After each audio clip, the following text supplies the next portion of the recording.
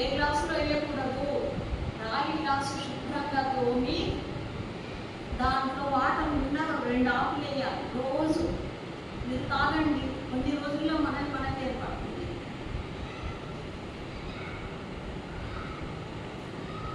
శమీ వృక్షం,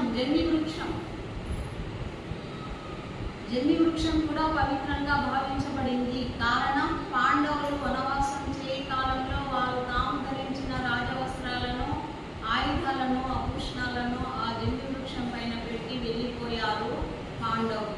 ఎన్ని 14 సంవత్సరాలు.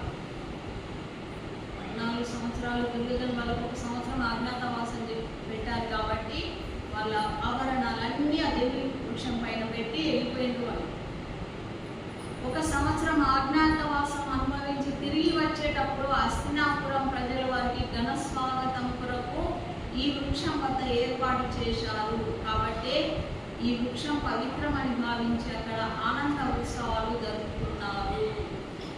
ఆ రోజు జరిగిన ఉత్సవ పరంపరను ఈ రోజు కూడా మనం దసరా ఉత్సవ రూపంలో జరుపుకుంటున్నాము.